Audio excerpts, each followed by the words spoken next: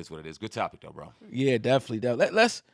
Let's talk about Diddy, man. Oh man, because we actually ran a story. Everybody's late. Y'all late, late, late. We talked about this story maybe a week, 2 weeks ago about somebody who worked on an album, with Diddy. But apparently he has some other crazy allegations about Diddy as well that we did not, weren't privy to at the time we covered that story, man. Rodney Lil Rod Jones, right? Okay. From Chi-Town. We talked about him maybe last week in Yep. regards to publishing. He worked on the Love album, felt like he wasn't getting properly compensated, started a GoFundMe, asked for help and donations so that he can help fight this case. We talked about it, gave the brother a chance, you know what I'm saying, wanted to hear his story because we've heard throughout the years of very questionable things involving Diddy and his business practices, right? And then we get the bombshell maybe yesterday in Yep. regards to him suing him for sexual assault and some pretty crazy things. I think his son is even involved, right? So shout out to my source, lovely source, who sent us the official paperwork on Rodney Jones suing Diddy. And I want to read a particular few captions and get your thoughts on it, man, and get the people's thoughts. Because this was crazy when we were reading it. He said from September 2022 to November 2023, Mr. Jones produced 9 songs on Diddy's Love album. Mr. Jones lived with Mr. Combs for months at a time, spending holidays, birthdays, and missing major family events. Mr. Jones resided at Mr. Combs' residence located in Los Angeles, New York, and Miami, Florida. Mr. Jones also spent several weeks on a yacht rented by Mr. Combs in the U.S. Virgin Islands. Now, throughout his time with Mr. Combs, Mr. Jones witnessed, experienced, and endured many things that went far beyond his role as a producer on the Love album. Oh, God, if you ever want to stop me and talk about any of these, let me know. Go ahead. Let's roll it. This shit get crazy. Let's roll it. The claim raised in this complaint has been corroborated through witness statements, video, audio recordings, and images that Mr. Jones has in his possession. Mr. Combs required Mr. Jones to record him constantly on several occasions. Mr. Combs took Mr. Jones' cell phone and began recording himself. Mm-hmm. As a result, Mr. Jones has secured hundreds of hours of footage and audio recordings of Mr. Combs' staff and guests engaging in serious illegal activity. Mr. Jones has secured infuriable evidence of the acquisition, use, and distribution of ecstasy, cocaine, GHB, ketamine, marijuana, and mushrooms, the display and distribution of unregistered illegal firearms, Mr. Combs providing laced alcohol beverages to minors and sex workers at his home in California, New York, U.S. Virgin Islands, and Florida. Mr. Combs' chief of staff, Christina Corman, KK, instructing her staff to retrieve drugs so she can provide it to Mr. Combs for his consumption. Christian Combs, drugging and assaulting a woman. Mr. Combs detailing how he planned to leverage his relationship with Bishop T.D. Jakes to soften the impact of his public image of Cassie Ventur's lawsuit. Young Miami cousin and or associate sexually assaulting Mr. Jones. Actor Cuba Gooding Jr. sexually harassing and assaulting Mr. Jones. Rapper, redacted, rapper unnamed, on Mr. Combs' yacht consorting with underage girls, sex workers, and R&B singer whose name has been redacted in Mr. Combs' LA home consorting with underage girls and minors. Now, there was a shooting at Chalice Studios on September 12, 2022. Mr. Combs held a writers and producers camp at Chalice Recording Studio, 845 Highland Ave, Los Angeles, California. Present at this camp were Mr. Jones, his son Justin, and Justin's friend named G. Mr. G is a 30-year-old tall African-American male. In addition to these individuals, other musicians were present at the camp. The writer has spoken to several musicians who attended the camp. On the evening during this camp, Mr. Combs, J. Combs, and G were in a heated conversation. The conversation was moved outside the studio in a restroom adjacent to Mr. Combs was sitting. Mr. Jones was approximately 2 feet away from the bathroom when gunshots rang out. Mr. Jones recalls hearing multiple gunshots. Mr. Jones immediately went into a state of shock and feared that he would be shot. Next to Mr. Jones genuinely believed that he would be shot through the door due to how close he was. After the shooting ended, a crowd gathered in the restroom. When the door finally opened, Mr. Combs and J. Combs exited. G was lying on the restroom floor in a fetal position, holding his stomach and bleeding out his leg and hip area. Everyone stood around looking at G, frustrated at the lack of aid. Aid to G. Mr. Jones dropped everything, ran to G, and immediately began placing G's gunshot wound to his stomach. As he was applying pressure to his stomach, Mr. Jones realized that G was gushing blood from another area near his leg and hip. He decided, goddamn, to lift G and place him next to the toilet. Mr. Jones asked the crowd to call the ambulance. Mr. Jones lifted G and brought him to the ambulance at the studio's front. At the time, Mr. Combs and Justin disappeared.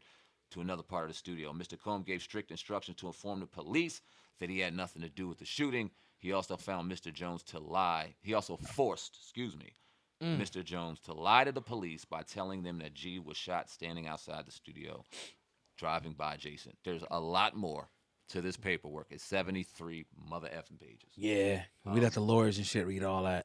But yeah, what's your thoughts on what we read? That was I'm gonna tell this to the people, man. I got a bridge in Brooklyn I want to sell you. Nah, but word. it's deep. Nah, man. It's like it kind of sounds like a movie. It kind, really like, and Painted, yeah, and then it's like, damn, dog. Like, and another emotion before I get to it is like, it seems like this dude's a fucking rat. Like, you're talking about the drugs and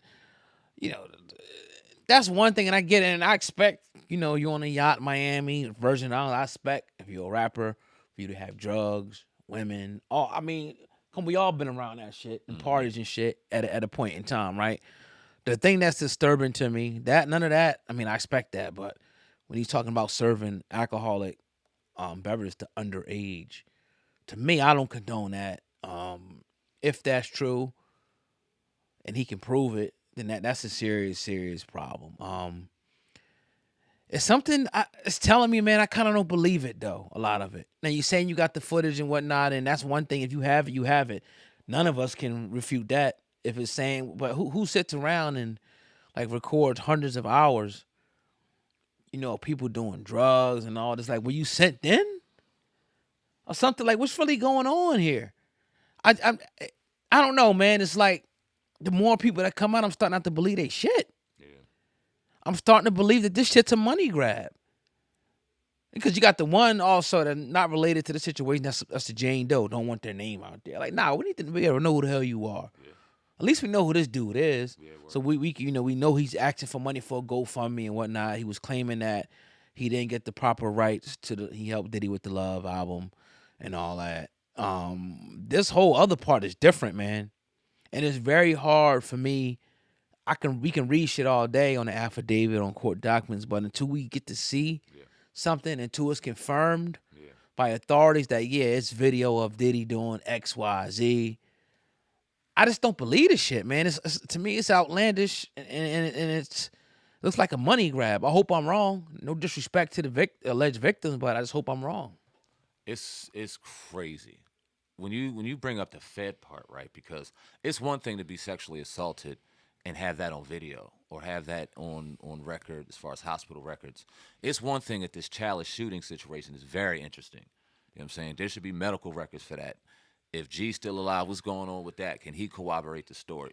That part right there, you talking about some criminal shit. If they shot somebody, that's totally different. Right. Underage drinking, that's another situation. Whoa, hold on. Yeah. If that could be proven, whoa, hold on. Yeah. But the alcohol and the ecstasy and the drug, like what are you trying to do, dog? what are we doing? You supposed to be producing a Love album. Why do you have hundreds of hours of recordings?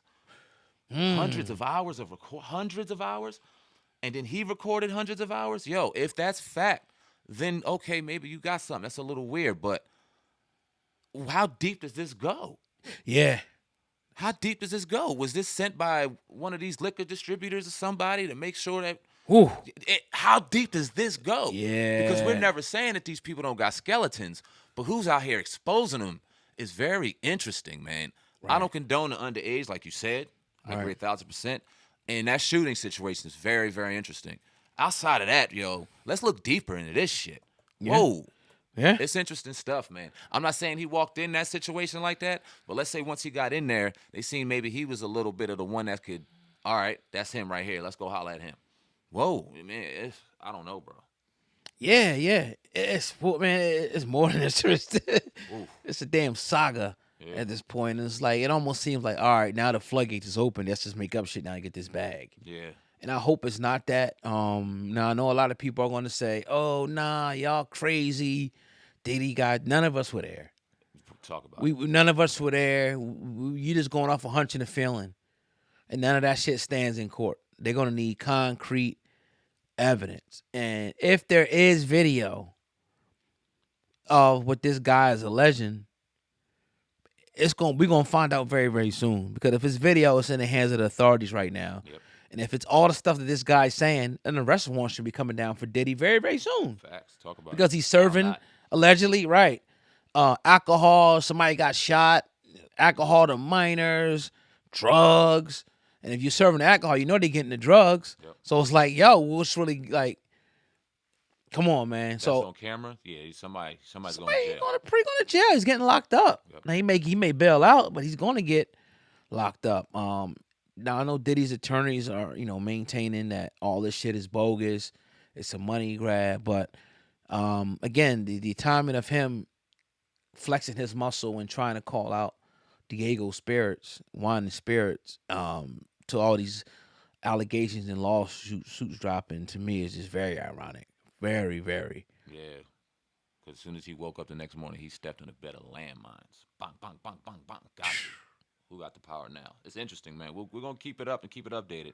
But next coming weeks, if he don't get locked up, we coming back and smell like some bullshit. Oh yeah, yeah. But we'll see. You're gonna air him out. You know what I mean? Hopefully, dude. Hope you telling the truth, dude. And this is like, go talk to people, man. That's the new day and age, fool. Go sit down and interview with somebody with a credible platform and talk about this shit. You trying to really get some money, Nate? Yeah, word. Fuck that GoFundMe shit. But all right. Nah, but yeah, great show, man. Yeah, anything else? All we got? Nah, all I see, brother. All right, cool, man. Real quick, what do you think about that Cam Newton shit, man? I'm glad you brought that up. I hated it. It's just another part of the internet and the culture that makes me sick. Well, I don't even really know the story, honestly. You know, like the backstory to it a I little know bit? very briefly the backstory. So Right. brother was at a football camp, and the coaches took it upon themselves to go ahead and start just, I guess some words were ran over and stuff. Okay. And they thought that they had enough power to go out there and disrespect them. Now they've came out and apologized and things like that. But you wanted to make a mockery out of Cam Newton, somebody that goes out there and helps the kids constantly. He's so disrespected at these football camps, and we got That's to call it crazy. for what it is. It's Right. predominantly black kids and black people out here disrespecting people that are trying to do good for them. Right. I don't understand it. It looked like them brothers tried to look for a viral moment, and they got swung around like rag dolls. All while Cam Newton never punched or struck any of them because you knew they would suit him. He was just ragdolling them around as Right. 3 or 4 grown men and kids tried to jump him. It made me sick, bro. It's Yeah. sad. Yeah, it definitely is, man. Yeah, I'll leave it at that. Yeah, look into it. It is sad, bro. Definitely. Niggas, boy. Definitely. But yeah, man, definitely another episode of the Hip Hop Uncensored podcast. We definitely appreciate everybody listening. And that's your brother Sam Man, Viral Hip Hop News. I'm your brother Oh God. Hip Hop News Uncensored. Together we are the Hip Hop Uncensored podcast. Over and out. Peace.